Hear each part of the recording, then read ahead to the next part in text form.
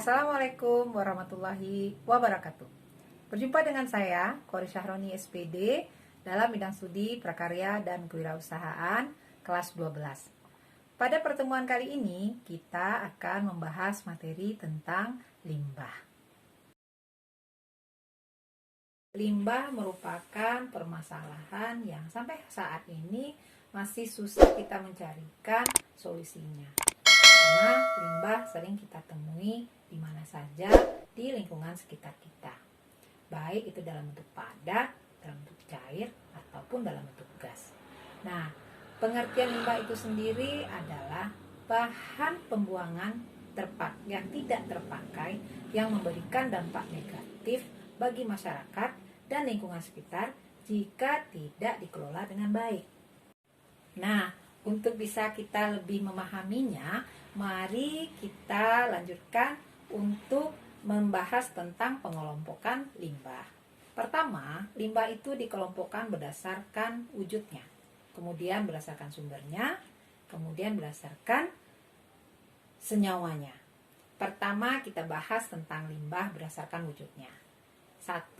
Limbah gas. Limbah gas itu limbah yang biasanya dihasilkan oleh kendaraan bermotor atau asap yang berasal dari pabrik-pabrik. Nah, kemudian limbah cair. Limbah cair ini juga bisa dihasilkan oleh perusahaan-perusahaan, tapi bisa juga dihasilkan oleh kita sendiri. Contohnya, limbah yang dihasilkan oleh rumah tangga, baik itu air pencuci piring, air cucian, atau juga limbah dari kotoran kita. Nah, kemudian kita masuk pada limbah padat.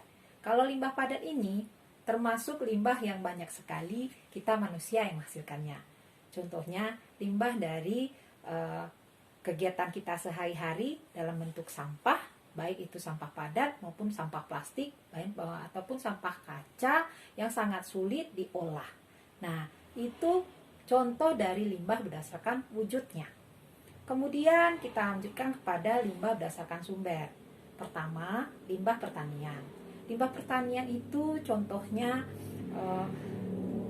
asap yang dihasilkan oleh pembakaran jerami yang bisa menyebabkan terjadinya polusi udara. Kemudian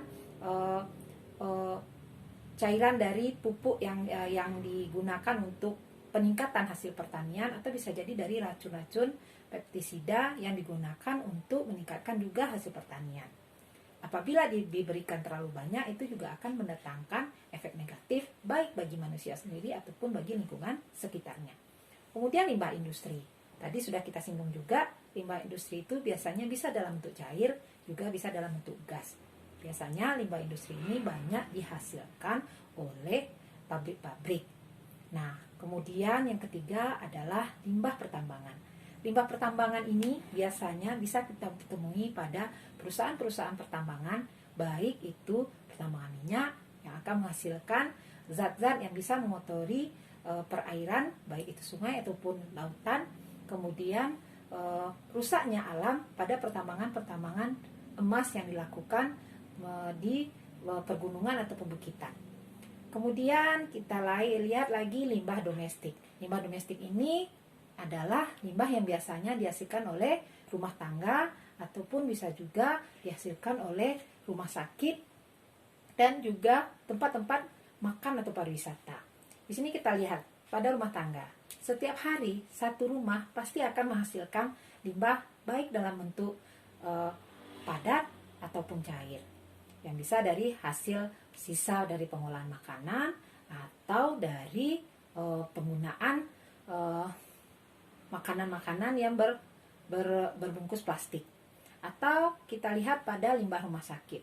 Limbah rumah sakit juga akan sangat mendatangkan efek negatif baik untuk lingkungan atau manusia karena menggunakan zat kimia. Contohnya pada bekas jarum suntik atau botol-botol penyimpan zat-zat untuk vaksinasi atau bekas botol infus dan tempat penyimpanan darah untuk donor. Nah, itu dari limbah rumah sakit. Kemudian dari limbah pariwisata, itu biasanya dari sampah-sampah yang berserakan, contohnya di tempat pariwisata, di laut, atau di restoran-restoran tempat makan di mana mereka tidak mengelola limbah tersebut dengan baik. Nah, selanjutnya kita masuk pada limbah berdasarkan senyawa. Limbah berdasarkan senyawa dibagi dua. Pertama, limbah anorganik, yaitu limbah yang susah diuraikan. Ini contohnya bisa kita lihat pada limbah-limbah plastik, limbah kaca, limbah besi yang seringkali kita lihat berada di tempat pembuangan sampah yang susah sekali diuraikan oleh mikroorganisme. Nah, ini apabila terjadi penumpukan akan sangat mengganggu pada pandangan mata kita dan juga akan mendatangkan efek negatif pada kesehatan kita. Kemudian limbah organik. Limbah organik adalah limbah yang mudah diuraikan.